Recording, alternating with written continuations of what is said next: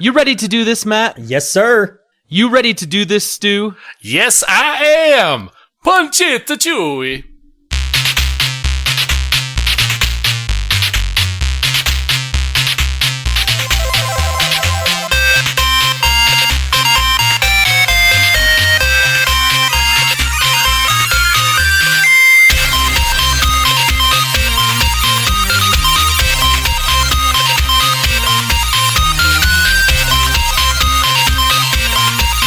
Welcome, super friends, to the Fortress of Nerditude podcast, a safe place to talk about all things in nerd and pop culture. I'm Spencer Stapleton, and my co-pilot is Matt Shaw. We're two nerds that just refuse to grow up. Thank you for joining us. This is episode 147. We release every Thursday morning. You can find us on our website, fortofnerd.com. We have links to iTunes, Google Music, Spotify, YouTube, Stitcher, and everywhere podcasts are available. Stop by and relax a while. If you like what you're hearing, hit that subscribe button and get us automatically each and every week in your ear holes. Matt, once again, welcome back. We have a special guest, my former co-host, Stu. Stu, welcome back to the Fortress of Nerditude. How are you, my brother? I am doing a very good. Thank you, Spencer. Wow. Buonasera. You have kind of an Italian accent. Is there a reason for this? No. Oh, okay. We're just playing around, playing The Godfather tonight. So? Yeah, I like it. What do So you want from me, man? it was 3 weeks ago on the podcast, Stu. We dedicated the episode to you and Katina, called the episode Whole Lotta Love. You were the inspiration for the discussion topic, and we talked about your wedding. You are here now. Tell the super friends, what has been going on in your life in the last 7 months? You haven't been on the podcast in 7 months. What has happened? Little things. Nothing, really? Yeah. Just working, take care of the kid. Normal week. Yeah, I did note on that podcast that you had indicated that you really hoped that I should not be listening to that episode, but I knew that you were going to say something, so we did listen just to the intro bit, just to get our, bask in the glory of being mentioned on the podcast and everything. So we did listen to just the first part, and then we promptly shut it off and resumed the honeymoon stuff. But, dedication, my friend. Dedication. Look at you. Yeah, I know. We're ego driven and we heard our names, so. Well, as you might have surmised, things with Katina and I have gone well, leading up to the wedding. That I was very grateful to have you join us at the reception. I had so many friends there and I don't mean to have it sound negative, but there were so many people there I didn't expect to show. So many friends here. No, there were a lot of people there I did not expect to see that showed up from my side. We had this plan for the wedding that was going to be small, simple, just a few people, family. Yeah. I didn't really quite realize when we planned that how close she was with all of her first cousins and aunts and uncles. And oh my gosh, there were so many people there. So I was a little outnumbered on my side. I had a chance to talk to quite a number of her aunts. They're a fun group of people. Yes, they are. They're very outgoing. Yeah. But yeah, no. So things have been going great. When last we left, I had taken my departure. I guess I wanted to call it a hiatus at the time, but here it is 7 months later. And was working on some stuff that turned out to be the best call I could have made at the time. We got through some things. Katina and I continued to fall madly in love. And then, as you know, and I haven't really vocalized to too many people outside of, I guess if you're on my Facebook, but, as it turns out, after we fell in love, thankfully, but, I guess there's no other way to say it, but Katina has stage 4 cancer. So we, dealing with all those kinds of things and all the negativity around that and all the scariness and everything that you can imagine, we decided to kind of take life on our terms. And knowing that we don't have as much time as we might like, we decided that we had already been starting to talk about marriage, and we knew that was a thing we wanted to do, and we wanted to make the most of the time that we had to do as much as we can and just go kind of crazy with life. So we decided to get married and planned that out, and she did most of the stuff, thank God. But it was a lot of, as you saw, there was a lot of do-it-yourself stuff, and we actually did all the prep on the food work, and it was just crazy. There was so much that went into it. And then in the middle of that, so this was like the whole month leading up to the wedding, there was also moving Katina here. Once we found out that she had cancer, we decided to stay at her place for the summer. So she didn't have to move or anything up until then. So yeah, Morgana's starting school. We want to be up here. Moving her in the middle of this monstrous wedding planning was a great idea. We hired movers to do it, and even then we're still doing it. Like, she went to go get some stuff from what is now her daughter's place today, and just it's just been crazy. And we did all that and we got it going, but it was the best feeling in the world. She is quite literally my best friend. Her weird matches my weird, and we're just she got me into Doctor Who. Finally, somebody did it. Yes. We're now finishing, I know. The next episode we have is the finale to season 8. Okay. Capaldi is not my favorite. Just putting it out there. Yep. He rubs me the wrong way so hard. But so we did that, and then... so who is your doctor then? I would have thought it was Tennant, but Matt Smith slowly beat me down. He just, towards his last 2 seasons, he was just on point with everything, and it was great to watch him. Love Tennant, but then the switch to Capaldi is he's anyway. But so we decided for our honeymoon, given that we're going with this whole take life by the horns kind of thing, that we were going to go to Italy. Yeah. So we went to Italy we spent 10 full days there, which ended up being 12 days overall with all the travel and hoo-ha. But we went kind of overboard on that. We got these private tours so that, we didn't have to hold up other people, and we could take our time with things. And if she wanted to miss a tour or whatever, we ended up actually only missing one, and that was because it was the day after we arrived and we both crashed. It was just done.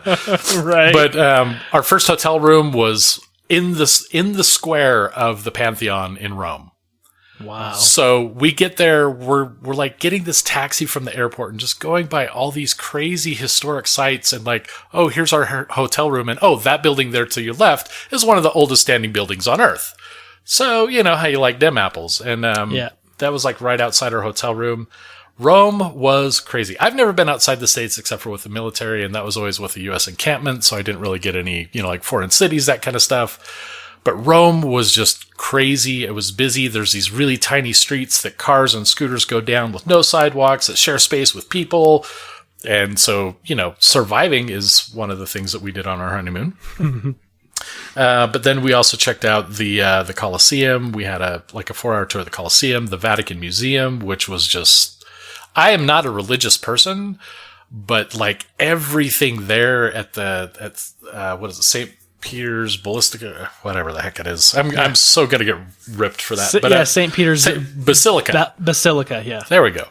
And then the Sistine Chapel was just breathtaking. I was almost to tears just looking at all that stuff. And of course, we have this private tour guide who's telling us all the stuff that we want and answering our questions. And then so Rome was crazy, and we finished that off with this amazing fancy dinner at this restaurant on the roof where we could kind of overlook all of Rome. So most romantic moment you would think, until we spent 3 days in Rome. Then the idea was 4 days in Tuscany, 2 days at this villa, 2 days in Florence. We went to this villa, and it was out of a movie. It was just rolling hills of grapevines and olive trees, and we went horseback riding, and the swimming pool was ridiculous. And so that was amazing. Florence, we did laundry, so that was cool. Wonderful. Well, it's right in the middle of a 10-day vacation. You got to do that laundry somewhere. Yeah. But actually, the laundry was one of the most intimate moments, because we were just sitting there doing something domestic in this foreign place around the globe. But that was crazy. We saw Michelangelo's David, which really was an excuse, I think, for Katina to take a picture of butts. So there's that. Not like she needs that much of a reason, but it's a reason. Well, I got to be fair. It's a pretty pristine butt. So, and it was carved out of marble. So there you go. But then we did 3 days in Venice, and of course we did all the boat trips, and we did the gondola ride. We just saw so many amazing things, and like everything was stepped up one thing better than the thing before. And it was spendy, but I couldn't have imagined doing it any other way. And we had a fantastic honeymoon, and then came home, spent the weekend kind of chilling and toning it down a little bit and getting ready for real life. But still definitely in the honeymoon phase, still definitely just kind of, it's all surreal still. And I don't know, man. Yeah. This is not a page out of my usual life. So I was watching your trip through Italy through Facebook, and the whole time I was like, man, like I definitely wanted to talk about that and be like, hey, here's an update, Stu's doing this, but I knew you and I had talked at the wedding reception, and you'd said that when you came back, you wanted to come back on the show and to do a guest spot. And I was like, yeah. So I was like, I'll wait. You talk about that because you're going to, I could go the whole 2 hours just talking about everything. Well, I mean, so. We do have other things to talk about, sure. But I want to go back to something that you kind of hit on and then kind of bounced off of, is that you and I are good friends, and we've talked about things, and so I knew when you took your break, I knew why you were taking your break, and I knew kind of what was going on, but that was yours to tell or not to tell.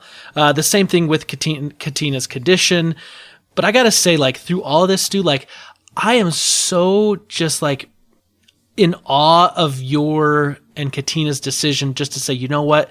We're going to take it one day at a time. We're going to live life to the fullest each day, because I realistically think that that's what we should be doing in our lives, just period. End of sentence. But so many of us don't do that.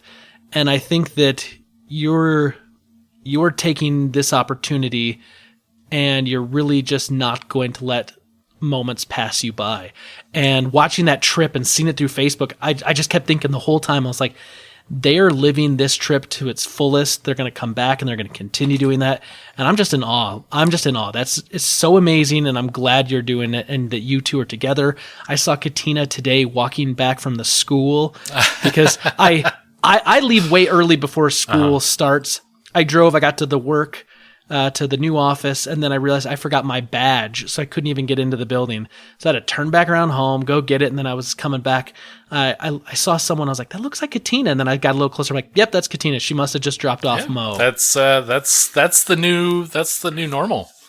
She's so cool. She's taken Morgana to school a couple times a week, and there's two things I want to add. One is we've talked about some of my past. We've talked about how it's difficult but necessary to be grateful for the things that have happened in your life, even if they're not positive. Yep. With everything that's going on, with everything that I've been through, I mean, I'm already a widower and all that stuff. I could not take on what I'm taking on now without everything that had come before.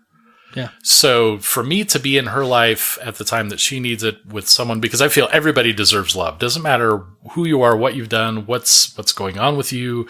So to have already fallen in love with her and know that I'm already committed to her, and then to have that come up made it an easy choice. This is the woman I know I want to be with. The time isn't going to be what I like, but I already know. So that's easy. That's done. And my older daughter, Katie, even told her that it wasn't even a choice. Knowing who I am, that I love her, that's where I'm going to be. And the second thing is, you mentioned that we're taking everything the moment that we decided, the moment we knew that we're doing all this and all of us should live that way. I have lived so much more in the last 7 months of my life than I have the rest of it combined. The moment we made that decision and started doing things, it felt like, why haven't I been living my life this way the whole time? There was one night in Venice, we had this crazy hotel room that actually it was like a door window kind of thing. We go into the room, it's kind of small. We're like, oh, okay, this won't be the best room. Then we look at the door, open the door. It's got this little staircase. We go up the staircase. It's a private terrace at the top of this hotel that overlooks all of Venice. Wow. And we had this night where we got a bottle of wine and we were sitting there. We got some cheap takeout pasta in Venice, which is horrible, but amazing all at the same time. And we got these cartons of cheap takeout pasta. We sat up there, and I realized that that was the best moment of my life. Literally, I'm sitting on this private terrace overlooking all of Venice. The woman I love, my soulmate, sitting there with her legs over me. We're eating pasta, playing a board game on an iPad. It is the best of everything that could happen to me all at once. And it was awesome is an understatement. That's so cool. That's just cool. Speaking of living your best life, Matt, how's your week been? Jeez, not me next. Yeah, I was just the opening act. Come on, buddy. Save me from this. Wow, my week Matt. Was relatively pathetic. I think he set you up for that. It feels like it. Oh, yeah. Yeah. I'm no dummy. I would say that the only thing that I did that was of any interest is I beat Red Dead Redemption 2. Oh. So we've been talking about that. And I beat the main story, I should say. Okay. There's epilogues and blah, blah, blah. But you know what? I put so many hours into that game. I'm done. And I will say I am satisfied. With no spoilers, because I know that you haven't played it, Spencer. Right. It's good.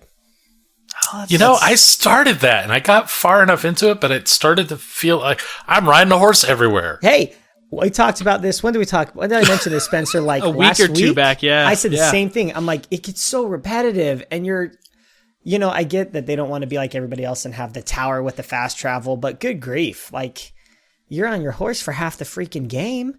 Yeah. Anyway, but it's worth it if you can get through kind of okay, I need to be this. Okay, now I have to do this. Once you can get past that and the story really picks up the last third, then you can kind of get, it has an important story to be told. That's something I think to be said. Like, if you're a fan of something and you're recommending it, like if you can recognize that, like, hey, it does get a little grindy for a while, you're going to feel it, but just stick with it, because then this event will happen and then it like kicks off towards the end and everything builds and crescendos. Yep. I think that's a good way to recommend something. Say, it's going to get a little repetitive. Just bear with it, because sometimes people will just stop. They'll just get to that point and then be like, nah, I'm out. I actually rode a horse when I was in Italy, and I just thought, wow, another Red Dead Redemption area. Another mission where I follow somebody else to where I'm going to eventually play some dynamite. Red Dead Italia. Prego. That was like my big thing for the week. But get this. All right. So today, the last couple months I've been going, gosh, my foot hurts. And this is a common problem with me. I've had 3 surgeries on my ankles. Just my body was not made to play sports, apparently, but my heart was made to play sports, because it's all I've wanted to do my whole life. Especially just play basketball, and I've hurt myself 3 times now. Anyway, I'm like, man, this has just gone on too long. Jesse's like, go to the doctor. I hate going to the doctor. Long story short, I went in today. He said, this is weird. Let's take an x-ray. They took an x-ray. I got a broken foot. Ugh. It's broken. Been walking on this thing for like 3 months. At least. I don't even know when I injured it. It's one of those ones where you're like... What do you do with a broken foot, though? So, just like walking boot, 4 to 6 weeks. So it's not anything crazy. It's not bad. I don't have to wear it when I'm sleeping or when I'm like relaxing on the couch or anything. But it's not great news, but it's not the end of the world. Would you be able to play kickball with the boot? Oh, yeah. I would. I'm going to demolish. Unfortunately, it's on my left foot. Or fortunately, depending on if I want to drive. Ambidextrous, maybe? Sort of. Kickball? Yeah. Does that count for legs, too? Can you be ambidextrous with your legs? Or is there another, word for that? Yes, you can, and I'm not going into it. Okay. Then we won't. However,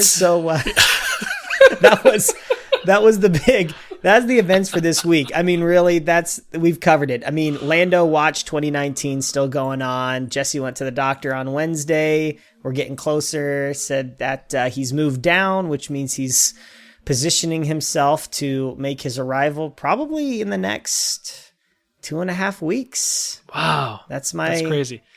It's my hope. It took me just a moment to realize you were not talking about Star Wars. No, but I am also talking about Star Wars at the same time. Uh-huh. He is... Dun, dun, dun. It's double meaning. Lando watched 2019. Yes, I saw Billy D. Williams.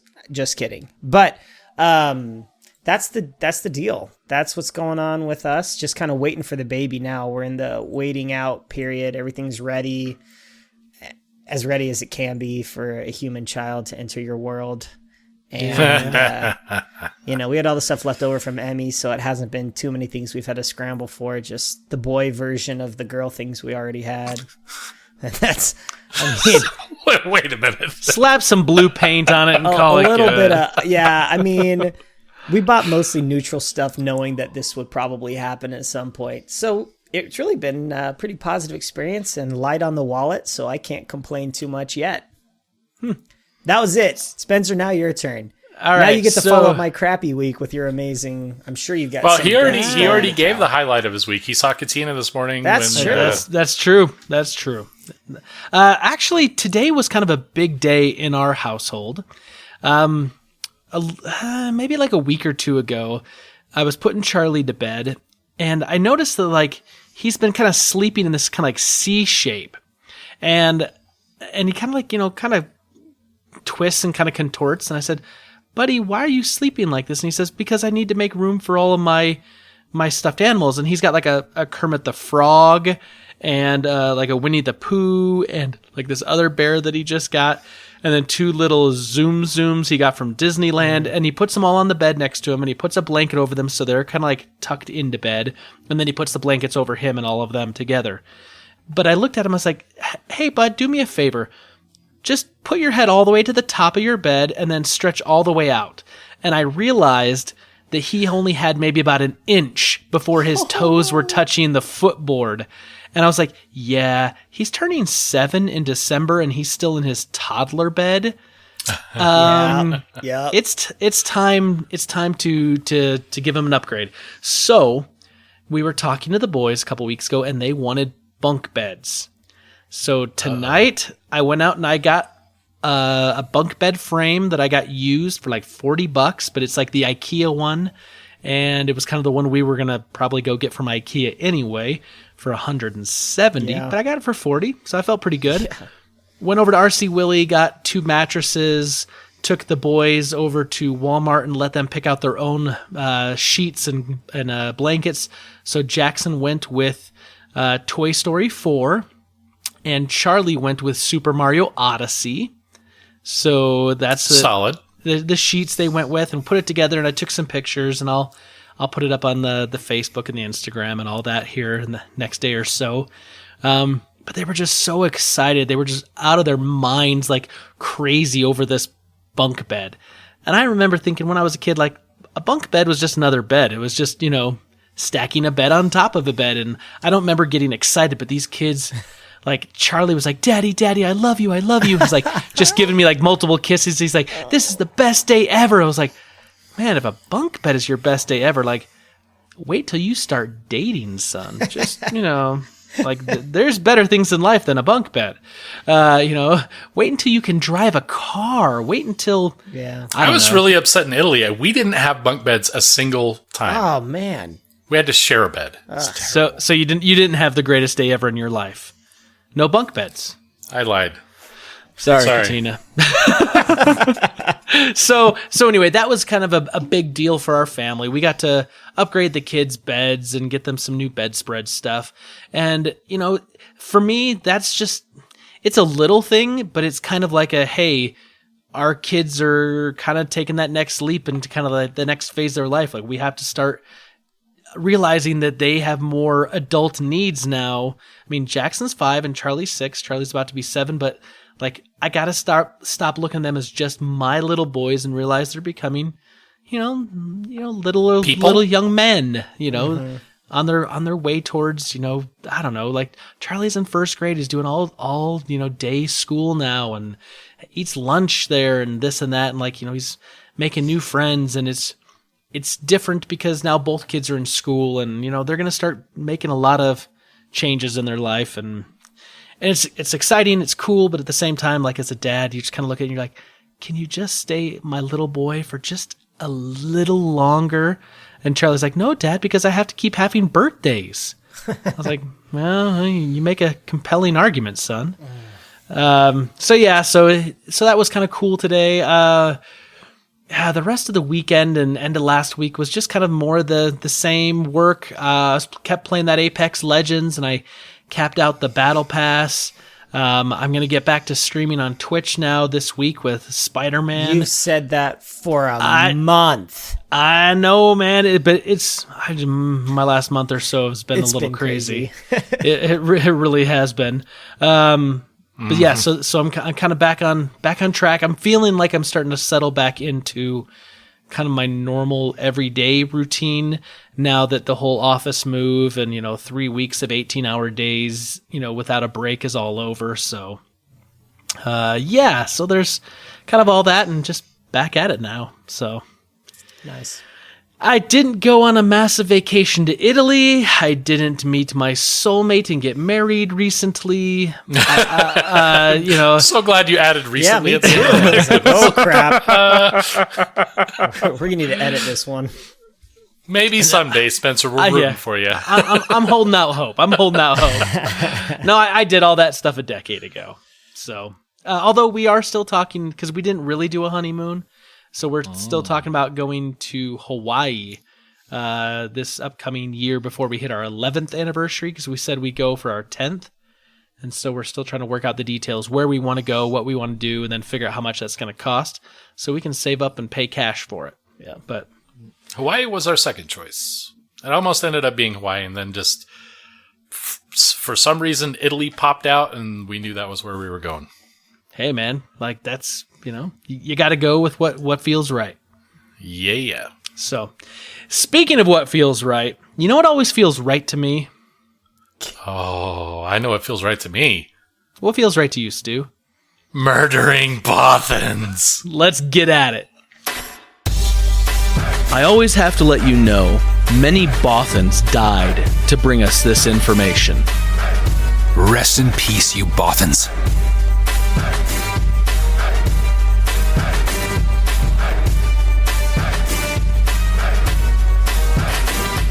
All right, Stu and Matt, we have murdered some Bothans. We feel good. All is right with the world. Let's get at it. Stu, welcome back. You get to go first, man. What do you have for me? Well, in the interest and in the vein of murdering Bothans, I actually named, I don't know if I ever told you this, but I named, the Movie Pass credit card that you got? Yeah. When we were Movie Pass members? Yeah. I named mine Bothan. Did you now? So, I did. So, yeah, as of Saturday, that Bothan is done murdered. Movie Pass has finally officially shut the doors. Which I feel like they pretty much did this like months ago. Well, didn't we call it for the end of last year and we haven't heard anything from them since? Yeah. I think they were still just limping along. I mean, I think they got delisted off of the NASDAQ, and there was like all that kind of stuff that had happened. I kind of feel old, but I kind of forgot they existed for a little while. Mm-hmm. Yeah. But, when there's no news to give about something, it does tend to get a little invisible. But yeah, so started at $40 a month, all the movies you could watch. Then they, didn't have many members, so they trimmed it down, cut it down to a whopping $10 a month. Hey, there's no way we're going to lose money on that deal. Bleeding money left and right, limiting all the options, and finally got to the point where they were like, they had canceled it a couple times, temporarily. Then just, I don't know, it just sort of faded away. I'm actually surprised that it lasted this long. I don't know who was still using MoviePass, but shame on you. Yeah. I feel like Stu, when you and I got the Movie Pass, we made it our mission for the first couple months to try to see how many movies we actually could go to. I remember there was a month I think I saw like 12 movies. And there's a month I saw like 3. Gosh. But it was one of those things where it's like, man, I'm like, I don't know how long this is going to last, but I'm going to ride it until it doesn't, work for me anymore, which is what I did. I think you may have quit maybe a month before I did, but we really tried to get the most out of it we could until then it was like, oh, now surge pricing and you can only... Yeah, it was weird because I quit before you did, but you picked up Stubbs A-List before I did. Yeah. Which is interesting because I still don't use it enough to really make up the cost of it. Like, there are some movies or some months I don't actually even see a movie, but I still love the options that it has. And I'm going to be doing that now. We've actually, Katina and I have been talking, we're going to get her one and make that kind of a part of our regular routine and get out to go see more movies. But the problem is like I get a free movie ticket and then spend $50 on popcorn. So, yeah. But yeah, so Movie Pass is done as of Saturday. It's out. They're not sure. They say they're not sure if it's ever coming back. I can't imagine in what business model they could, but goodbye, so long, good riddance. Yep. So sad. It's funny you say that, though, about your Stubbs A-List, because I was thinking the same thing. I was like, I haven't been to the movies in a couple months now, so like $20 a month, like they're just getting money and I'm not doing anything with it. But then there are months where I feel like I get my money's worth and then maybe a little some. And so I've been debating, like, is it worth keeping or is it worth just getting rid of? But then some of the things like the no fees for any of the tickets, even for additional tickets you purchase, having the food delivered to your seat. Right. Like, see, that's the thing for me is I can do that once a month and I'm a fat, happy guy. There's some quality there so that I still haven't got rid of it. Yeah. I took Katina to an AMC movie once and had them deliver it and she was impressed. So that was the money's worth right there for me. Cause here we are married and all. Is that when you put the ring in the popcorn bucket so they would deliver it to you and you could propose right there? Don't even get me started. We have a story about the ring and everything too. So another episode. Get me started. Another episode. All right, Matt, what do you have? Well, speaking of things dying, we've got the Muppets. What's the smell in here? Oh man, dead Muppet. Ew. So the title of this article pretty much lays it out perfectly. Josh Gad discusses the canceled Disney Plus Muppet show you probably didn't even know existed. So I didn't. No, you didn't. I did, because I love the Muppets so much. I'm always got my ear to the ground for the Muppets. This is different from the like short form miniseries that they announced like at Muppets D23. Live. Yes, so it's different from that. This is like it's a scripted, like 6 to 8 episode miniseries, and the idea was this would take place immediately after Muppets Take Manhattan, and Josh Gad was explaining it as a Stranger Things meets the Muppets, in the way that it's in the 80s, it's stretched out over 6 to 8 episodes and feels more like a movie than it does like a 30-minute TV show sitcom featuring the Muppets, basically. Long story short, it's been canceled. No upside down and demons and everything. Yeah, none of the demon stuff, but maybe we'll never know. But apparently they had all this music prepared and Disney was signed on and they were excited and then they weren't. And now it's dead and buried and may never see the light of day. Which is interesting because amongst all the like information that's coming out about Disney Plus and all the things it could have and is going to have, the idea that like we're getting our first little news article about something that's already been canceled before the service even gets going. Right. I mean, in and of itself, that's not surprising, right? Because they've got to come up with content, so they're going to be trying things and discussing things, have stuff in production, and working towards the goal of getting it on the service. But it's just interesting that Disney's allowed Josh Gad or anyone to even talk about it before the launch. I would imagine they would have wanted to keep that news till maybe after launch. Right. It's interesting. I don't know. The Muppets have a weird space in pop culture. I feel like they're relevant, but they're not. They're cool to me, at least. They're cool and relevant. But the more that I talk to people, the more I realize nobody really cares, and that makes me sad in my heart. Everybody saw like the Muppets, the one with the guy from How I Met Your Mother, whatever, Jason Segel. Everybody saw that one. But that was like everybody saw it once and then nothing ever happened, and they made Muppets Most Wanted and it wasn't quite as good, but it had this huge cast, and we haven't heard anything from them since, really. Matt, I care. Thank you. Somebody So cares. do I. And I don't know. The Muppets have kind of a weird space, I feel like. I think you're not wrong, but that's only because like the Muppets were really big in the late 70s, and then early 80s, and then there was kind of like that gap when like there wasn't like Muppets on TV, but then you got Muppet Babies in the 90s. Yes, and I watched that because that's when I was a kid. Born in 88, I was a kid in the 90s, but I watched all those Muppet movies because my parents loved them, and so that's kind of what you do. And then they made Muppets in Space, which was, I don't even know, like 1990 something, which was like the last live action one maybe. that I can remember there being Muppets until this new one, The Muppets, and I missed it, you know? I missed it a lot, and so this makes me sad. I'm glad we're still getting Muppets in some form on Disney Plus. I just wish there was. I always wish there's more Muppets. I wish there's more puppets. I'm really still enjoying The Dark Crystal, just so everybody knows, on Netflix. Watch that, man. That thing is. Don't let the TV PG fool you. This is like dark and like death and scary. Is it full of crystals also? Oh. Just one crystal. Just one. Really, it's just one crystal, guys. Don't let anyone fool you telling you there's more mystical crystals. It's just one crystal. But it is dark. Ending. Anyway, puppets are cool. I'm sad Muppets aren't getting their thing. Let's kick it to you, Spencer.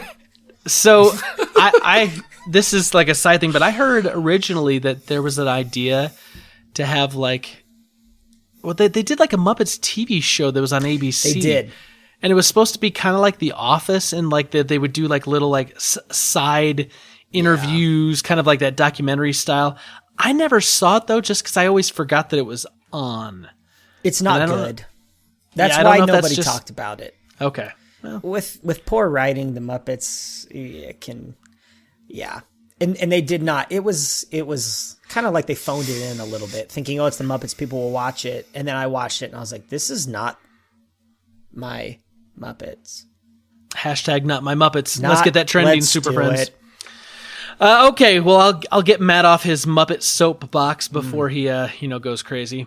So it's interesting because the next story that I have is something that like this story kind of came out last week, and I'm going to have to update even this story. So apparently there was a free trial of Disney Plus that went live in the Netherlands last week, and it gave select users an early glimpse as to kind of how the layout was going to look on the app, which I'm looking at a screenshot. It looks extremely similar to Netflix, which is good because I think the UI on Netflix is really, really, really good. Yeah. I prefer it so much more over Hulu. Even though Hulu's got a lot of great content that I watch there, I do not like Hulu's UI. I hate it too. It's awful. It's bad. And maybe it's just because Netflix just has, I think, dialed into like, here's a great way to do it. Here's a great way to show things. But the Disney Plus UI looks very similar to Netflix. So I think that's smart on Disney's part, because they're going to make it feel user-friendly so people aren't going to have a hard time. But what was interesting is there was a screenshot, and one of the screenshots said like Marvel through the years, and it showed the old animated Spider-Woman and a bunch of the different Spider-Mens and X-Men from like 1992, which is one of those comics that like those cartoons based off comics that I'll go back and rewatch those. But you can't find it streaming anywhere right now, and it hasn't been anywhere for quite a while. It used to be on Netflix, but now it's not. So obviously there's a lot of interest in what's going to be on Disney Plus, and people were end of last week going crazy saying like, look, it looks like old Spider-Man and old Iron Man and the X-Men stuff is all going to be on here. You know, some of the golden age of the 90s Marvel cartoons. But, you know, this is just a sneak peek, a preview. But then, oh ho ho, today, Matt, you sent me a link that has a listing of every single movie and every single show that Disney's going to have available on day one. And I tried going through that list like in the car while Brita was driving. It's too long. The list is like gargantuan. It is huge. But I did check. All of these Spider-Man shows and the X-Men show are on that and available day one, including stuff like old DuckTales and Tailspin and Chip and Dale Rescue Rangers. Yes. I mean, some classic stuff from my childhood that Disney owns. And then, of course, like we know Simpsons is going to be on there, and, you know, X-Men. There's so much good stuff. Yep. Stu, I know you and I talked Disney Plus. Did you, and you may not have even known of this because it did pop up and it was real fast and you were in the throes of all the wedding prep. Did you get in on the Founders Circle and get in on the early access for the sign up by chance? No. I'm sorry. There was a Founders Circle? Yes. So if you Thanks for the heads up. If you join, well, I found out with like a day left. And it was basically... Yeah, and it does take about 2 days to send a text. I got you. Yes. Yes, that's true. That is true. So it was one of these things where they said like, hey, if you're a member of D23, which is the official Disney fan club, you have the option to enroll for Disney Plus, but you had to sign up for 3 years in advance, and you had to pay it all at once. Would have done it. Yeah, because it ended up being what, Matt, like $140? Yeah. And so basically it brought the price down to something like $3.58 a month for Disney Totally Plus. would have done it. Yeah. So I think I got in maybe with like 6 hours to spare before the deal was over. Me yeah. right before, and I was like, dude, I was telling Jesse, I was like, dude, I don't know if he's going to make it. I don't know. Brita had already been a D23 member, so I knew we were okay, and we checked hers. Oh, you just didn't want to have the passwords and everything. Yeah. But emails. we have all the other stuff like under my password and user names. Yeah. So I was like, I want to put this in that. That way they're all the same. That way when we, you know, change devices and this and that, like we don't have to like remember, oh, this Which one one was was this that? one, this one's that. Yeah, I hate playing that game. Yep. Anyway, so it looks like there's a lot of great stuff coming to Disney Plus. I know we're going to talk about this. I told Brita literally today, I said, you know what? I said, I guarantee there's going to be some podcasts that'll pop up just for Disney Plus, and it'll be like coverage of what's on there or people watching like, because Brita said we should watch a movie a day and see how long it takes us. I'm like, oh my gosh, I ain't got that kind of time. Like that. That's just no. But I guarantee someone's going to do it. There's going to be some Disney Plus podcast where that's exactly what they do. They watch one thing, you know, one movie, one show, whatever, a day, and then they talk about it. Because there's content for years on this thing. Yeah. Available day one. It's exciting. So, it's exciting. Mandalorian. But, yes. you know. Thank you. Yeah. But the X-Men is going to be there as well as the classic Spider-Man stuff. It's super cool. Yeah. All right, Stu, what else you got? Well, speaking of Disney, well, no, there's a tie-in Marvel. Okay, I was just I was reaching there. That's what we do.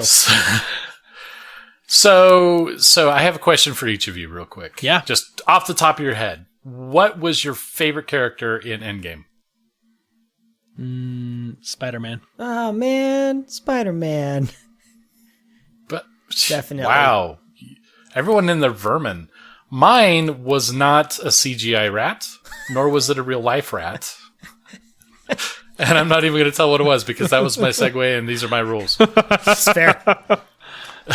But if you remember, there's a sequence there where this rat is running over the console and trips the thing that brings the dude back. Yeah, brings Ant-Man back. Ant-Man back, yep. Well, I guess there was apparently speculation that this rat might be CGI, or was likely CGI. I don't know. But it was not a CGI rat. I know. Wow. Take a deep breath. Yeah. There you go. The world is shaking. I just Settle assumed, down. mind blown. Yeah. Holy cow. I know. How do you do that? But no, in all seriousness, though, I mean, like, where they've got all the CGI stuff, like all the equipment and all that, this rat was actually a trained live rat. Wow. Started as kind of a joke or a bet, I guess. And so challenge someone is like, yeah, no, I could do that with a rat. Hold my beer. So the real question is, how much did that rat get paid? In cheese. Equal my pay, friend. man. Equal pay. You know, I actually have some cheese left over from the wedding. I could probably get that rat. To walk across something in your house? And I'll record it and I'll be like, that's not CGI. That's a real rat Blow right there. everyone's minds. It was a rodent of unusual size. That's a roat. Nice. Yeah, there's definitely some rumors that it was actually a squirrel that was CGI'd and things like that, but no. Well, I mean, if you remember in The Last Jedi, they had the island full of those puffins that they couldn't get rid of. Yes. So they CGI'd them into porgs. Yes. So, you know. Oh, my life is complete. Hence the squirrel theory or conspiracy may not seem too far-fetched. Mm-hmm. I just wonder if he did his own stunts. I mean, probably, but he probably had a few union breaks in there. There's got to be a rat union. Was there any right? squeaking? Well, if he was squeaking, then he definitely would be required to join the Screen Actors Guild. But if there was no squeaking, then he could have been cast as an extra. Would he actually be part of the Screen Actors Guild or the Squeak Actors Guild? Okay, moving on. Oh my goodness. Wow. Wow. You like that one, huh, Matt? This is Yeah. all time. That's an Nice. all-timer. Okay, so moving on. Let's continue down the Disney train because they own everything. So, speaking of Disney Plus again, we've got the Hawkeye series coming. Oh, right. And there's been yeah. speculation. I feel like there's been speculation about Kate Bishop. Are you speculating that there was speculation? Reddit is speculation on speculation typically, so yes. However, there has been chatter through the interwebs about Kate Bishop and who she is in the comics and who she could be in the movies, and was she in Endgame? Was it his daughter and the arrows and the who's it going to be? And we have a better idea. And Hollywood Reporter is reporting, because that's what they do at Hollywood Reporters. They report. And they were reporting. They're reporting that Marvel Studios has found who's going to allegedly play Kate Bishop, who is the character, by the way. Kate Bishop is a character who takes the mantle of Hawkeye in the comics, is going to be played by Haley Steinfeld. Okay. She's the girl from She's from Pitch True Perfect. Grit, the remake, right? Yes, okay, the remake of True Grit and Pitch Perfect 3 and 2, I think. Yeah, I've never seen those movies, but Brita would know. You haven't seen them? Man. No, I have not. It's so funny. Matt, I think you and I have to have a talk because you also saw all the High School Musicals and you're excited for the High School Musical, the musical, right? Yeah, High School Musical, the musical, the show, goodness. or something like that. Look, Yeah. I have a very wide view of entertainment. The cheesiness, love it. Romance, bring it on. Chick flicks, please more. Love it all. Wait till we get to Christmas time and we'll have an episode where I think maybe I'll just like take a back seat and let you and Brita talk about all the Hallmark Christmas movies. Oh my gosh. This would be... Okay, I Yes. will not be guest starring again until March. I'll just take a back seat and this is what you hear from me on my audio the entire time. Oh, man. I have to say, though, I in Matt's defense, Pitch Perfect 1 and 2 were freaking hilarious. Yes, so funny. 3, I fell asleep 3 was at. bad. You just... Yeah, call a spade, and it's bad. You wouldn't know because you fell asleep, though. But it was bad. I'm just filling you in. Well, no, It was he not knows. good. That's why he fell asleep. Yeah, that one was bad. The other ones are great. You definitely got to see at least the first one. Just, it's a good one. It's a good one. Anyway, we're not talking about Pitch Perfect. We're talking about the wonderful Haley Steinfeld, who's going to be playing, potentially, supposedly, Kate Bishop in the Hawkeye series coming in 2021 to Disney Plus. She's a great actress. So if that's true and she's going to be playing that, I think she'll do the role justice. Yep, agreed. No No doubt problems there. with that casting at all. Yep. I think 2021, though. I know. That's only like 18 months away. Fall. Or less. Fall of 2021. Okay, so it's like 22 months away. Yeah. Do you know how much could happen in my life in that period of time? A lot. I mean, if the last few months are any indicator. Exactly. Yeah. So that's Disney Listen, Plus.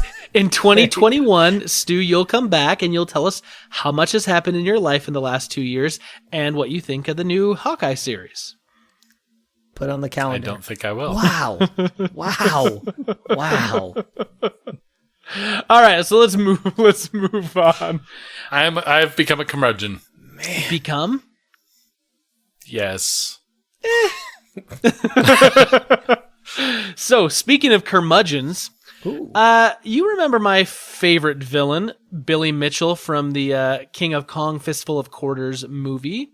We've talked about him. He is the man that set the all-time high score on Pac-Man, going all 255 levels without missing a single dot and getting all the bonuses and whatnot. Well, there was some controversy during that movie, obviously, with the Pac-Man thing, and he submitted a videotape that showed the first million point game in Donkey Kong. And then he was awarded the thing, right? And he became, the new high record holder. Is he the one with the ugly long hair? Yes, okay. And he always wears like a tie that's like red, white, and blue, or like American flag. Yeah, he's the worst. Yeah. Yep. Which is interesting because I've seen a couple other documentaries that he's been in, and I've gotten a much better favorable impression of him. However, he doesn't always help himself so well. So in April of last year, of 2018, the Twin Galaxies and the Guinness Book of World Records, basically Twin Galaxies is kind of this record keeping, for high scores. And some people had made some comments, looking over some of these videotapes, that there was some real inconsistencies with Billy Mitchell's, million point game that he submitted and a couple of other things that he'd submitted. And so what had happened was that they did some sort of like, investigation, and they found that 2 of his scores were illegitimate. They said that he used a MAME arcade cabinet to play this, not the original. And so instead of just invalidating his high scores on those 2 games, they invalidated all of his high scores on everything he's ever done. And of course, Billy Mitchell was pretty angry about that. Then the Guinness Book of World Records basically, took him out of the Guinness World Records because they based their thing off of the Twin Galaxies, and they didn't even do any investigation. So this is back in April 2018, right? This 3-month process that went through. Well, now Billy Mitchell has gotten lawyers involved, and he is now suing Twin Galaxies and the Guinness Book of World Records for vacating all of his scores without a real investigation on the part of Guinness, and with basically saying you didn't give me an opportunity to show any of this stuff. And, people making the claim, well, you used a MAME arcade cabinet, for this score, so therefore you did it on all your scores. And he's like, look, MAME didn't even exist when I set the Donkey Kong record. There was no way I could have done it any other way. Not the Donkey Kong, the Pac-Man record. He's like, there's no other way. So basically, he's now brought lawyers into this thing. He's suing and he's given them, I don't know, like a month or 2 months to basically go back and restore his levels and do a proper investigation and this, that, and the other.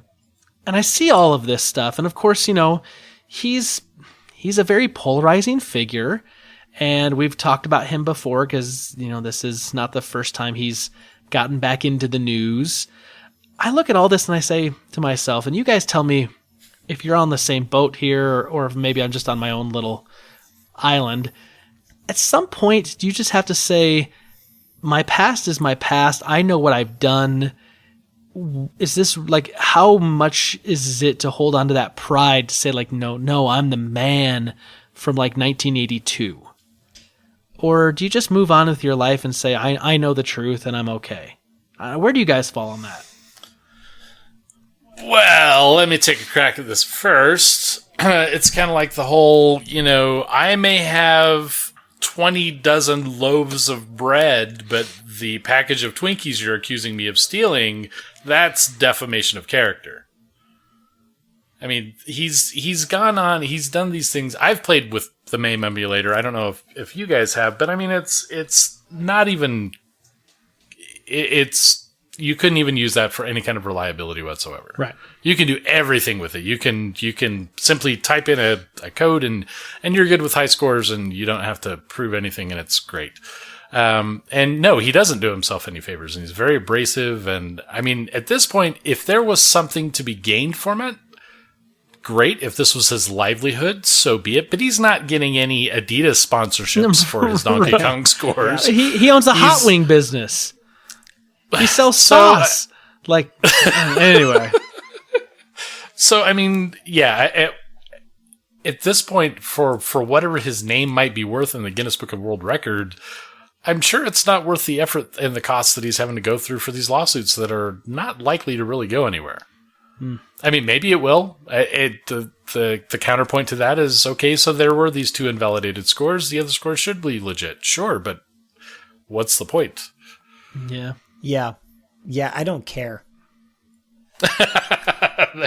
And there you have it. Yep. Matt doesn't care. Cut your hair, stop living in the past, move on. Yeah, I mean, dude, his hair. I just looked him up again. He's still sporting his freaking long hair. I'm like, dude, it's not 1983 anymore. Quit. I love, hey, if you're sporting long hair right now, you're listening, I'm cool with it. Like, it's, as long as you're not, what's his name, Billy Mitchell, then I'm chill with your long hair. But I love that you're hating. I love that you're hating on his hair, and Stu and I are completely bald, and we're like, I mean, whatever, Okay, that's true. Anyway, but yeah, I agree. Like, I don't understand. You're not getting any money from this. It's just, yeah. It's not like he's got, the most consecutive wins on Fortnite or anything. No. Right. Yeah, he's not actively playing anything new. He just still plays all the old retro arcade stuff to try to reclaim his high score. And last I checked, he's nowhere even near the high score in Donkey Kong anymore. Like, I think he's not active in that community as far as like trying to continue to keep records, except through like legal wrangling and, what a jerk. manipulating and just, I don't know. That community where there's one guy that destroys all other scores, and he's going to do it. Let him have it. Go away. Yeah. Anyway, go back and watch King of Kong Fistful of Quarters. It's a great documentary. It really is. So much fun. Okay, that's the last thing I had in Rebel Intelligence. Can I watch Tron again, and will that count? You can always watch Tron. I'm never going to say no to Tron. But it'll count. Sure. I'm deciding it'll count. Yeah, that's fine. Cut your hair, though, while you're doing it. Oh, yeah, sorry. Never mind. I didn't have anything else. Do you guys have anything else? I'm done. Nope, just squishing my feet around in all these Bothan remains. Ooh, I do have one small little thing. That's weird that triggered a memory, him. sir. No. I just looked down and I saw the date. Today is day 1 of principal photography for the Wheel of Time series that'll end up over on Amazon Prime. I was thinking about that earlier today, and I kind of forgot, and then I just saw the date again, and it reminded me because I'm listening to the book series again, and I'm excited for that thing. So anyway, I have so many upcoming promises from Amazon Prime. They need to be here. Yeah, my guess is 2021. Oh, jeez. But I'm gonna. Do you know what can happen in my life? I'm so sick of 2021. But then 2021 is going to get here, and we're going to say, "Oh my goodness, there's so much stuff going on this year, and it's going to be a crazy year."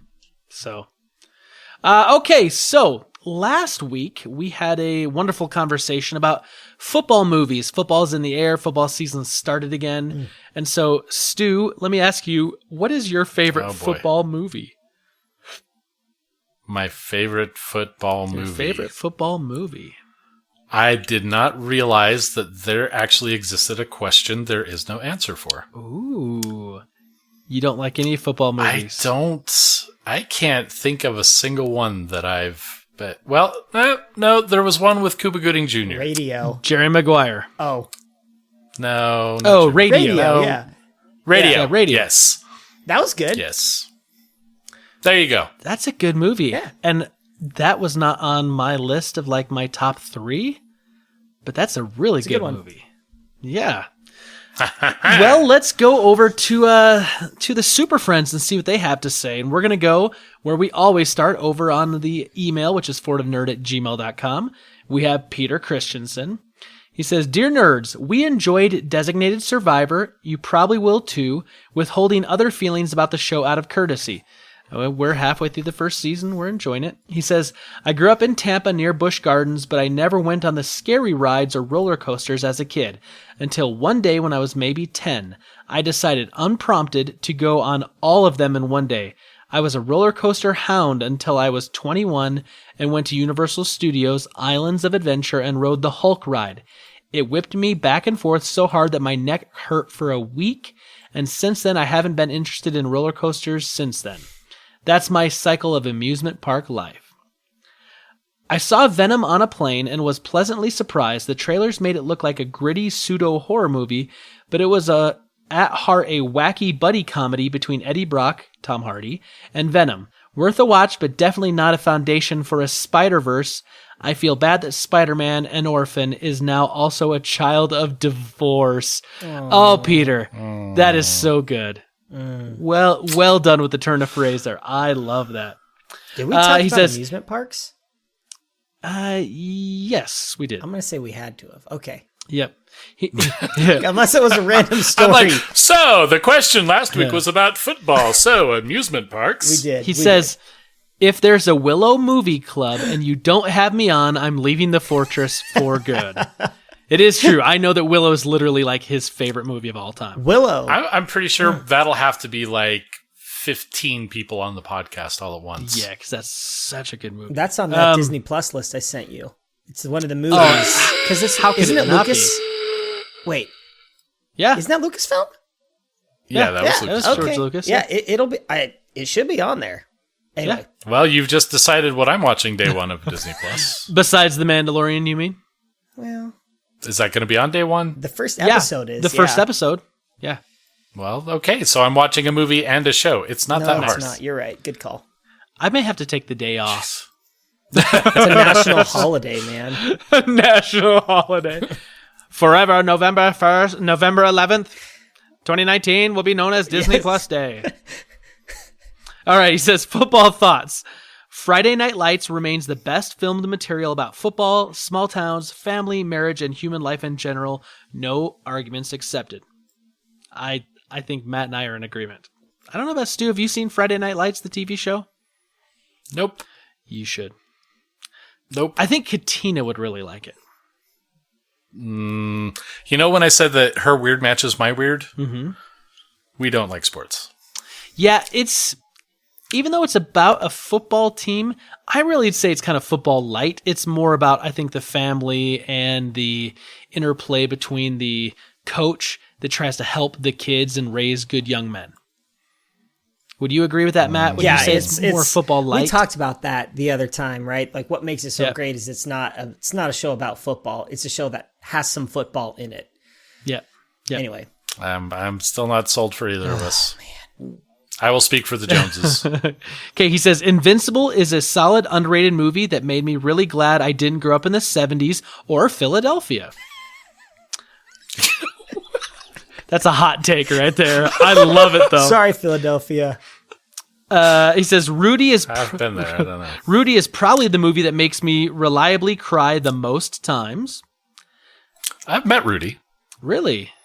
Just saying. Rudy Rediger? Yeah, real one. Yeah, he was actually like, we used to do these like motivational speakers once every 3 months where I work, and he was one of them. And we even have a room in our old office called the Rudy Room that was signed by him and stuff. Sweet. It was cool. He's a good guy.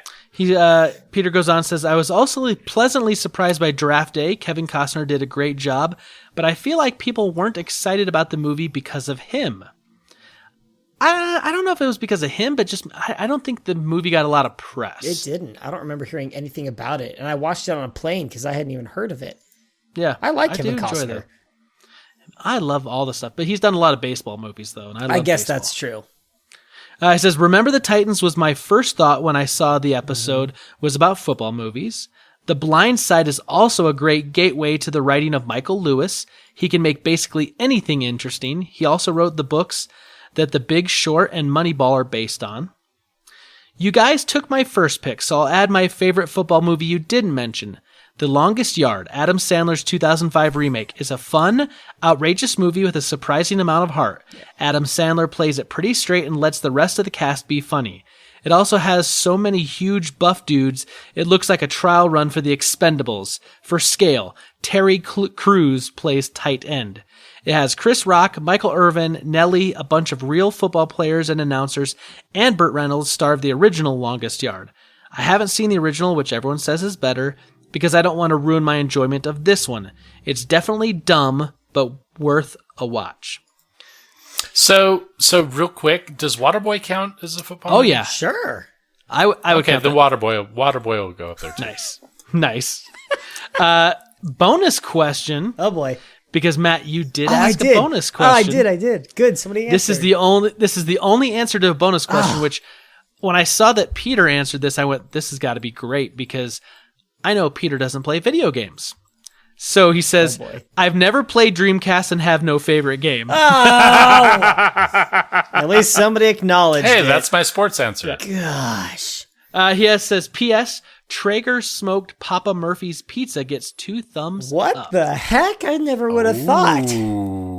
That's really, really a good idea. Well, now I can't unthink. Very know. interesting. Very, very. So, that's the email. Let's go over to Facebook, facebook.com/ForwardOfNerd. We have Bruce Hudson. He says, "Remember the Titans is the correct answer. All other football movies compete for second place." I think that's Remember what I the said was remember the Even the Titans. really crappy ones? That makes no They're sense. competing, Apparently. they just lose. Tim Paulin says, "The Replacements," Okay. which The Replacements was one of the first DVDs I ever bought. It was Charlie's Angels, the movie version, because Oh, boy. because I was going to like Walmart. This was in college. I was going to Walmart and I was like, I'm going to buy a DVD player with some of my money I got back from my student loans, which that was a smart idea. Yep, good investment. And I had a roommate with me. He's like, "Oh, don't buy that movie." He's like, "It's just a crappy remake of the TV show. It's just full of girls in bikinis, and that's all it really was." So I bought that just to spite him, and we watched it like literally every day for a week. And he's like, "I hate you guys." I'm like, "It's girls in bikinis. What's the problem?" But then The Replacements was my second DVD I ever bought, and I must say I enjoyed that movie. It's a kind of just a silly, goofy movie, but I love it. It is. Chris McCracken says Rudy. Yep.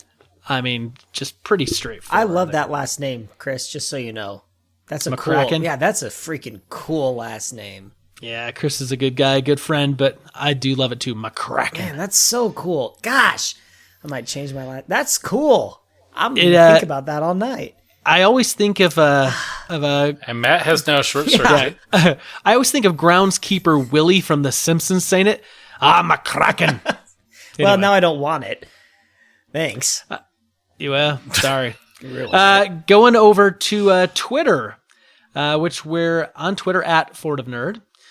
We've got Hollywood Bones, Patrick Novacell at Nova Beyond. He says, "The Replacements is one of my favorite football movies of all time." And then he says, "What a breathtaking movie." Because obviously the old Keanu, your breathtaking moment. So great. Yep. Tim Paulin at TPaulin20 says, "Another classic, the original Burt Reynolds' The Longest Yard." Okay. Nathan Thomas just sent me a GIF from Remember the Titans. And then Eric Plunk at Eric Plunk says, Rudy. And then he says, "The real Rudy actually came to my school when I was in junior high for an assembly. He's the ultimate underdog." Super friends, thank you so much for your questions. We love your interaction. We didn't have anything on the old voicemail this week or Instagram, but you can reach us on Instagram, Ford of Nerd, and then the voicemail, which is 801-477-7687. And we'll continue talking and reading your answers week after week. Matt, Super Friends are out there. They're obviously answering the question of the week, but what can they do this week to help us out? Go for a swim. It's your last chance. Go for a swim. Take a dip in the pool. Get the kids out there.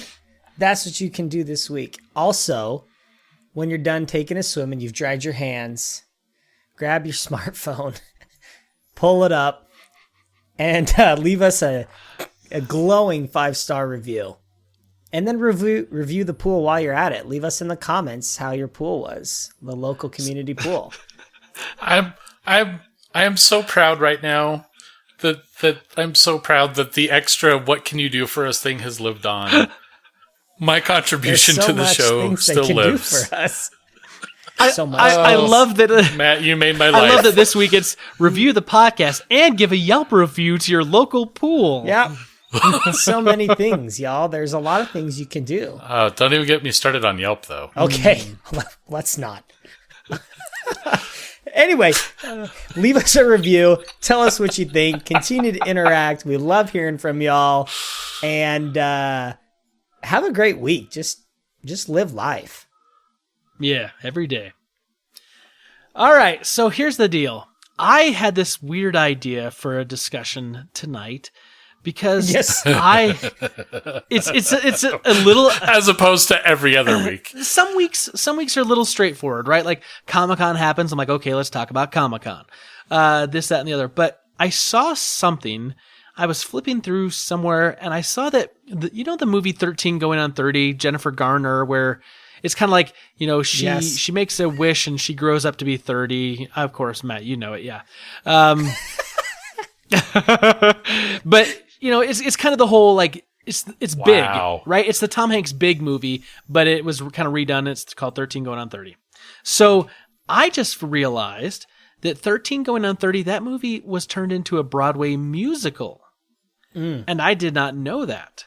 And then I was having a conversation with my wife, and she said, oh, yeah, there's a lot of movies. I said, okay, well, I get, like, Lion King and Beauty and the Beast, and, some things have, gone over. And she said, oh, this, and she started listing off a number of other movies that have become musicals or stuff like that I just didn't even know. And I went, I wonder if I had the ability to take something from nerd and pop culture, some movie that I loved, and turn it into a musical, like what kind of musical would it be? Like, how would that go? And like, could you realistically make it into a Broadway musical, and could it be popular? So that's the premise for tonight's discussion: is what movies or TV shows, whatever you wanted to choose, would you want to take and adapt over to a Broadway musical? What kind of music would it be? Like, what would the setting be? And so I thought that would be a lot of fun to discuss. And it will be. So fellas. Oh boy. My question is, who wants to get this party started? Who wants to go first? I can go first. I have a home run. Okay, a home run of a musical, Broadway. Oh, jeez. To me, this is, I was shocked when I looked it up. It's a baseball movie. Hey, I'm done with sports for the day, okay? Done with sports today. Shout out to the Cougs for beating USC this weekend, though. Anyway, okay. There's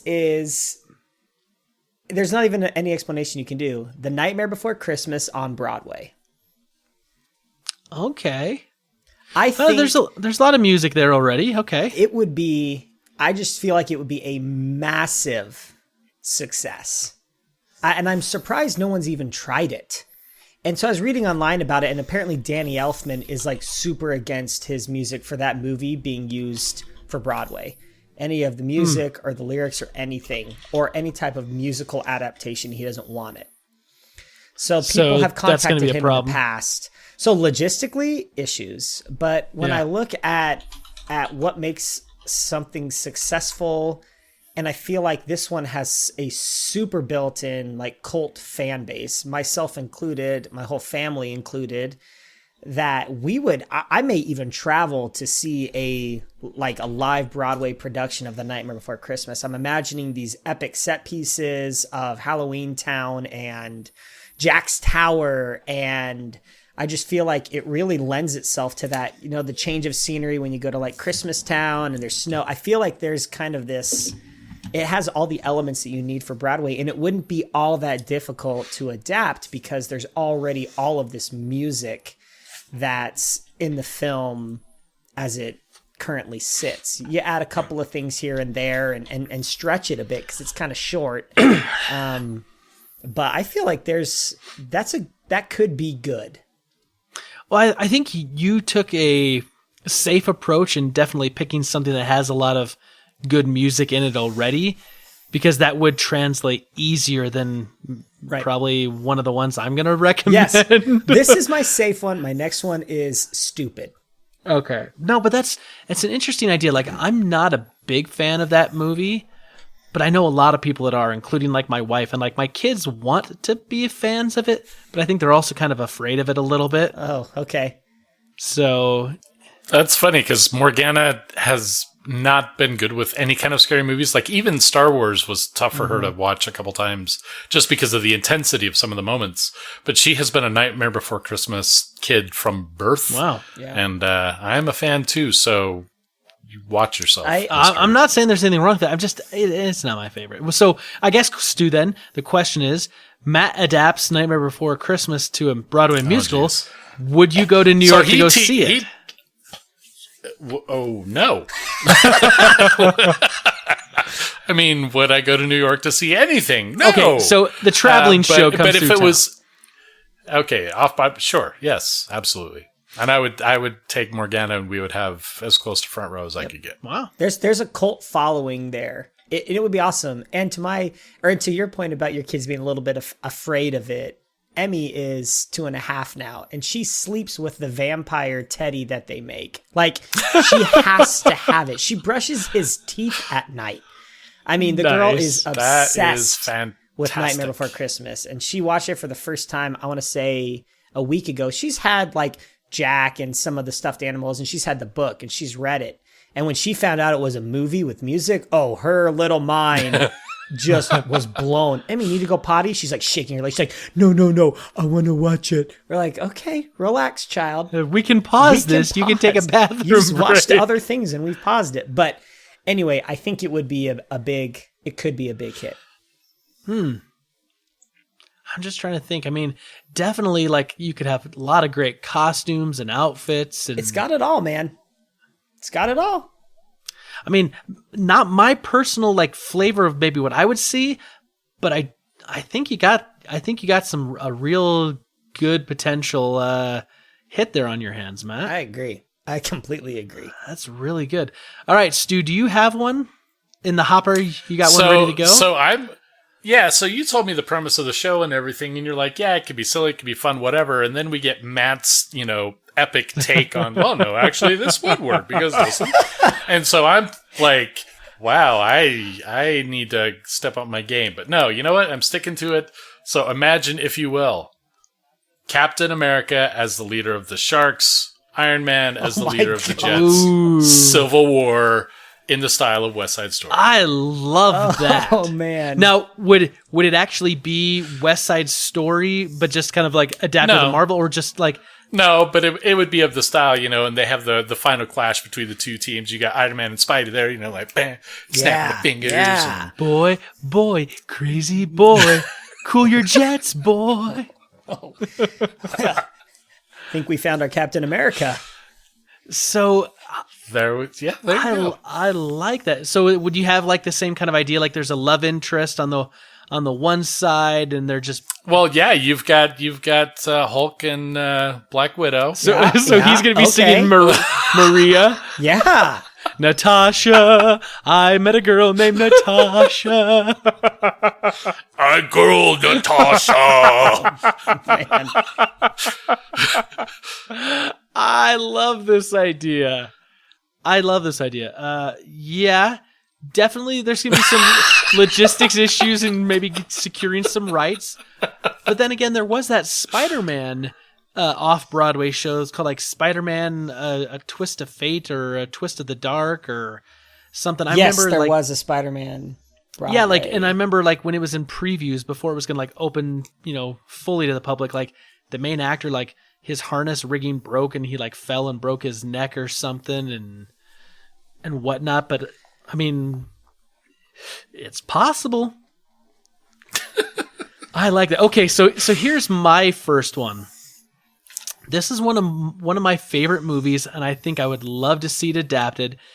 Raiders of the Lost Ark, but it's done with puppets. I'm in. Oh. So it's it's got to be done by the Jim Henson Company. Oh yeah, and it's done with puppets. One of the songs, one of the show-stopping songs, is going to be called "Snakes, I Hate Snakes." Oh, and then the other one, this is No Love for Dr. Jones. Yeah. Okay. Now this is the other one that I just laughed so hard at when I was thinking of this. You have to think of Motley Crue's song "Shout at the Devil." How it begins: shout, shout, shout, shout at the devil. Okay. Ark of the Covenant. And they play that. They got the big guitar riff. So it's a rock opera. It is a rock opera with Raiders of the Lost Ark with puppets. It is going to be epic with puppets. Because why? Why with puppets? Because they could do things. They could do things in a humorous way that you wouldn't get. I mean, it has like a campy feel to it. Okay. It would be tongue in cheek, so they could make a lot of like little side jabs at things. We've seen Kermit the Frog dressed up as Indiana Jones, I believe, or at least an archaeologist get up. So I mean, I know Avenue Q was really, really big on Broadway for a while, and that was kind of a dirty type of puppet show, like more R-rated. This would not be like that necessarily, but it would be something like you could take the whole family to go see. It would be a good time, but it would be a fairly accurate recreation of Raiders of the Lost Ark. But the face melting scene, they're going to have a puppet that's just going to like completely like melt right there in front of you. I love the idea of Nazi puppets meeting their match, with Indiana Jones and like wrestling and battling. I know a therapist you should probably have a conversation with. Oh, the show stopping. I love the idea of Nazi puppets. Scene. Yep, Nazi puppets, Snakes, I Hate Snakes, the big show stopping number. Oh, man. And then Ark of the Covenant. Wow. You got song Motley titles? Jeez. Mm-hmm. Oh, just wait till my next one. Oh no. Okay, that's right. Hey, I'm out after this one. Okay. So you mentioned the Spider-Man. Okay, so a little bit of story. No, not too much. The Spider-Man Broadway show. Yeah. Did you watch, or did either of y'all watch Unbreakable Kimmy Schmidt on Netflix? Okay. Yes. No. In Unbreakable, Sorry, unfortunately, Unbreakable Kimmy Schmidt, there's a musical on Broadway called Spider-Man 2, TOO, Too Many Spider-Men. And it's this obviously this joke about there being all these Spider-Men. And that gave me the idea, because I was thinking about Broadway, and you just happened to mention Spider-Man. And I was thinking about Kimmy Schmidt, and I was like, that was really funny. And they do a lot of musical things in that show. And I thought, well, what if we combined the great musicality of Kimmy Schmidt with something very familiar with that? And that is 30 Rock. And I don't know if you've seen 30 Rock. Oh, yes. I would hope that at least many of you have seen 30 Rock. 30 Rock and Kimmy Schmidt were both written by Tina Fey. Yep. And get this. Okay, I went down this like wormhole with this, as you know, the Spider-Man thing, and I was watching YouTube videos and I was just cracking up laughing about how funny this is. But anyway, okay, so I'm talking 30 Rock on Broadway. That's not the title of the show. I was kind of going back and forth on what the title's going to be, but 30 Rock Way. Oh my gosh. 30 Rock. And obviously it's going to be written by Tina Fey. But the music will be done by the person who did the music for both 30 Rock and Kimmy Schmidt, who happens to be Tina Fey's real life husband, Jeff Richmond. Okay. And the creative synergy is evident when you look at any of the musical numbers in those shows. So it's obviously a comedy. It's obviously going to be silly. It's going to have that vein of like satire in it. It's going to have basically here. Okay, I got the premise too. Would you feature Muffin Top in the musical? No. Oh. No. But what will happen is, okay, first Kenneth, okay? We all love Kenneth. He's a sweetheart. He presents this pilot to, now we've got Liz Lemon is like the president. She's in charge of running these scripts, okay? And she decides what happens, what doesn't. And she's trying to take in the negotiation skills that Jack gave her, which are really bad advice, as we learned in one of those episodes. Right. Anyway, so she goes too hard against Kenneth, but it's a brilliant show. Like, she is just, the executives had their mind blown that Kenneth came up with this incredible idea for a TV show, but she plays hardball with him to make him think that nobody likes it. And so Kenneth, embarrassed, crying, runs away with this script, and he runs back to the Midwest. And so this musical is this journey where Lemon gets Jack, Tracy, and Jenna. They embark on this musical journey to the Midwest in search of Kenneth and the legendary script. And so it's these things that happen along the way. They hire an Uber driver who happens to be Kimmy Schmidt. So we have a crossover with Kimmy Schmidt, and these 5 characters interact until they get to meet Kenneth. And if you haven't seen Kimmy Schmidt, this is not going to make any sense to you, but there's going to be this love interest with Kimmy and Kenneth when they finally meet, and there's going to be these beautiful romantic numbers. And I'm going on. This is how deep I went into this potential musical. I did not know we were supposed to do homework. I brainstormed because I was like, once I get down to something passionate, and 30 Rock and that NBC type comedy really gets to me. And this, I think this is a great idea. Anyway, there would be beautiful musical, and it would be very sunny, and it'd be very happy. That's what I got. I love 30 Rock. I haven't seen Kimmy Schmidt. I think that this adaptation may have a more narrower focus way as far narrow. as audience appeal. This is off Broadway. Okay. Or off Broadway. Yeah, this is niche, man. This is niche. You thought Nightmare Before Christmas? They call that way This off is Broadway. Niche, dude. Okay. I'd see it. I'd go see it. Yeah, you would.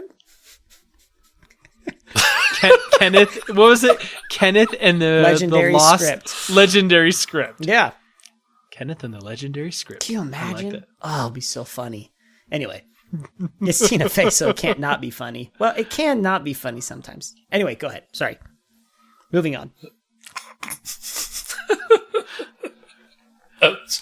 Oh, that's going to take... after that, can I just say I don't have a second one and just... We want... No, I want to hear your second one. Yeah, because I want to hear it too. Because This is like... because I'm like all thinking... you no, totally no, undersold. You don't understand. You totally undersold your Civil War, Captain America, Yeah, that was awesome. Iron Man, West Side Story mashup, because that was a genius idea.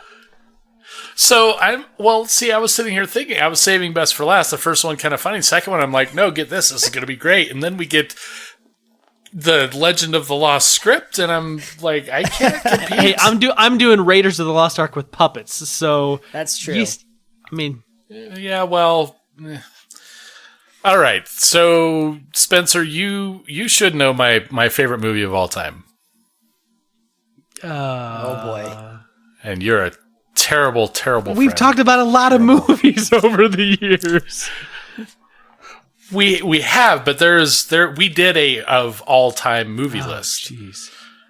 Okay, so somewhat inspired to my visit to Italy, where I really wish we had gotten a chance to go see some like theater or whatnot. We wouldn't have understood the language. I don't know that it would have mattered, but imagine this magnum opus epic opera, The Darkness of Phantom of the Opera, where it's just like from beginning to end, it's melancholy, and you have these strong, powerful figures of good and evil in Captain Kirk and Khan. Oh, yes.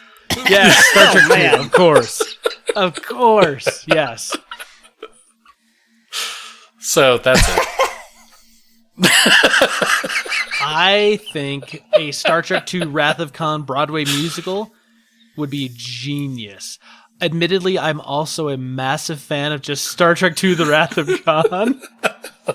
Well, there you go. Narrower audience, but no, I mean, just like they're just such powerful characters in that final confrontation scene or series, you know, in the Nebula and stuff, and they're just getting all angry and everything at each other, and just like opposing, "You are the worst ever." And I'm not an opera singer, so I'm not even gonna. You had to get the visual there. Sorry, that's lost on the Super Friends. City Alpha 5. Yeah. It is very cold in space. Revenge is a dish best served cold. Yeah, I could see it. I could see it. Anyway, moving on. What do you got, Spencer? I got 2 tickets to your Star Trek II Wrath of Khan musical is what I got. Okay, for my last one, I had a bunch of things. I thought the easiest answer for me right out of the gate was going to be a Star Wars musical. Oh, I didn't. I really thought that would be easy. I'm like, oh, I would love to. I thought about a couple of those. But the more I thought about it, I was like, no, there's too much going on. There's too many things to explain. Like, you'd have to like really focus down. So I want to see a story that you could tell beginning to end from a movie that really wouldn't require necessarily like a ton of sets, but still could be done. So like you could reuse them for multiple times. And so I started thinking, this idea is perfect. It fits this. It's got great music already. I want to see Back to the Future, the musical. So you could have the whole, save the clock tower and the Battle of the Bands. You could do that right out in front of the clock tower in the courthouse yard, as well as the end of the movie with the DeLorean. The gymnasium, you could use for the Enchantment Under the Sea dance, and you could use for, maybe the Battle of the Bands or some of the other kind of little local things. Minimal sets you'd have to use. However, I came up with a song. So all the Huey Lewis and the music, all the Huey Lewis and the News music is included. So Power of Love and Back in Time, all that stuff is included because you'd want to, it's kind of like the Disney, like when they redid Lion King, like they used all the Lion King music and then they added 1 or 2 extra songs to give it something a little fresh, a little new to get people to come and see it. So it would be the tale of Marty McFly going back in time in a DeLorean and ending up in Hill Valley in 1955. The hit song that I would add is a duet between Marty and his mom, Lorraine. And the song is entitled Mom Stop Hitting on Me / Son I Love You. Oh, man. Because there's that whole weird Oedipal, weird. mom is into the reverse Oedipal. Mom is into the son. The son's completely freaked out because he knows it's his mom. He's trying to get his mom and dad together. So there'd be a great opportunity for a really kind of tongue in cheek, sappy song where he's stop hitting on me. This is weird. And she's like, I love this kid, this Calvin Klein, anyway. So Spencer. Yes. I hate to do this to you. Don't tell me it already exists. I just sent you a link. Oh, no. Well, it doesn't yet, but very, very soon. What? Really? Yep. It will play in the UK at Manchester Opera House. The show also promises to include memorable musical moments from the movie, such as The Power of Love and Johnny B. Good. Okay. So, very limited engagement, but I don't know. I kind of think I like your idea better. This just sounds a little hoity-toity. Yeah, mine's going to be more of a feel-good, happy movie, movie to Broadway musical adaptation that anyone could go and take their family to see. That's what I want to see. I would see that. That sounds great. Back to the Future. I love it. Yeah, man. That's... I don't know. now I'm trying to like look up this thing. Would they sing? Would they sing those songs live then? Yes, The Power so they of would, Love. I mean, you got somebody singing it.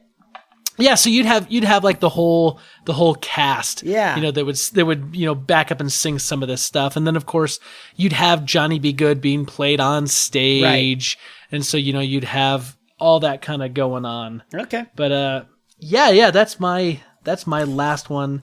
It's kind of goofy. It's kind of silly. Look at this. They are doing a Back to the Future musical. How about that? I actually heard about that probably just like 2 months ago. I had not heard of this. They took my idea. Although I think my idea is better. I agree.